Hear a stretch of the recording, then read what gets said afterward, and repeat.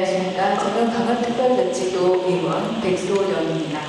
저는 의회에 들어오기 10년 전부터 심리미술치료사로 그리고 또 학부모 회장으로 모든 아이들과 학부모님들을 많이 만났습니다.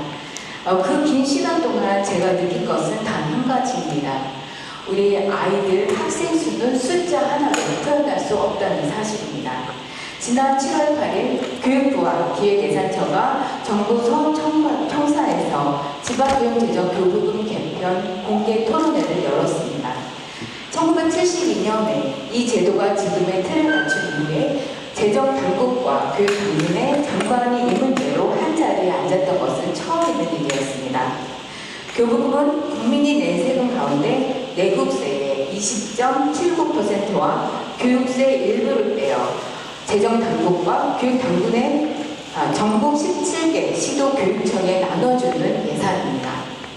어느 지역에 살든 같은 교육을 받게 하자는 것이 이 제도의 출발점이었습니다. 그러나 지금 정부의 논의는 두 가지입니다. 하나는 초중등 교육에만 쓰도록 막았던 칸막이를 헐어 영유아와 대학 그리고 평생교육까지 쓰임새를 넓히자는 뜻이고, 또 문제는 다른 하나, 학생이 줄었으니 예산을 줄이자는 의견입니다. 언뜻 들으면 맞는 논리 같기도 하지만 학교 예산에 속을 들여다보면 이야기가 달라집니다. 교부금의 대부분은 인건비입니다. 최근 몇 년간 인건비는 교육비의 80% 내외를 차지했습니다. 교원과 행정직원 인건비, 학교시설 유지비, 통합지원비, 또 이런 것들은 학생이 몇 명 줄었다고 예산이 줄어드는 돈이 아닙니다.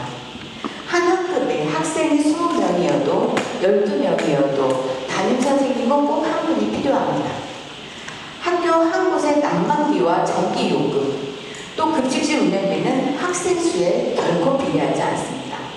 다시 말해 학생 수는 줄어도 필요한 돈은 오히려 늘어날 수 있다는 논리입니다. 이러한 지역적 문제는 특히 강원 지역에 훨씬 심각한 문제로 다가옵니다. 수도권은 학생이 줄면 학교를 합치거나 옮기는 것이 상대적으로 어렵지 않습니다. 아이가 걸어서 다른 학교에 갈 수 있기 때문입니다. 그러나 강원 지역은 얘기가 다릅니다. 농산, 어촌, 산간 지역에서 학교 한 곳이 문을 닫으면 그 아이는 매일 왕복 한두 시간을 버스 안에서 보내야만 합니다. 그래서 강원은 학교를 쉽게 줄일 수도 없고 통학버스, 기숙사, 오히려 작은 학교를 계속 유지해야 되기 때문에 예산이 늘어날 수밖에 없습니다. 다시 말하면 수도권은 학생이 줄어도 일부 예산을 줄일 수 있지만 강원은 학생이 줄어도 비용은 그대로이거나 오히려 늘어야 한다는 논리입니다. 그러므로 학생 수만을 가지고 돈을 나눈다면 강원은 해야 할 일은 그대로인데 재원만 깎이는 이중의 불이익을 당하는 구조가 됩니다. 특히 특수교육은 학생이 몇 명인가가 아니라 한 아이에게 얼만큼 더 촘촘한 지원이 필요한가를 고민해야 합니다. 저는 심리미술치료사로 일하면서 도움이 절실한 아이일수록 더 많은 시간과 더 전문적인 인력이 필요하다는 사실을 매번 확인했습니다. 학생 수가 줄었다는 이유로 그 아이에게 필요한 치료 시간과 선생님을 줄일 수는 없습니다. 일본 교실도 특수교육도 마찬가지입니다. 그래서 저는 세 가지 제안을 하고 싶습니다. 교부금을 나누는 기준에 학생 수뿐 아니라 학교 수, 지리적 여건, 특수교육과 돌봄 수요가 반드시 함께 반영되어야 한다는 것입니다. 둘째, 강원에는 정부가 지정한 인구 감소 지역이 12지역이나 있습니다.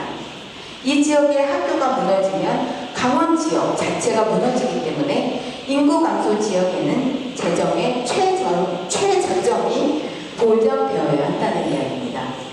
셋째, 개편안을 확정하기 전에 지역별 역량 분석을 먼저 공개하여야 합니다. 어느 지역이 얼마를 잃는지 알지 못한 채 이 제도를 바꿀 수는 없기 때문입니다. 교육은 지출이 아니라 투자입니다. 교육 재정은 학생 수가 아니라 아이들의 미래를 기준으로 설계되어야만 합니다. 강원의 아이들도 대학 대한민국 어느 지역의 아이와 똑같은 교육을 받을 권리가 있습니다.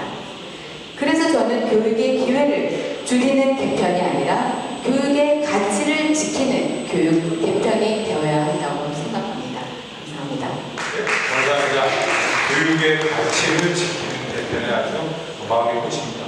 이어서 별빛 창골사천위원 대표 윤영환 대표님인데 우리 한 22년 동안 우리 마을교육국 공동체를 비롯해서 농촌 유학이 어떻게 설계를 하는지 진행되는 아주 전국적인 모험사를 보여주고 있습니다.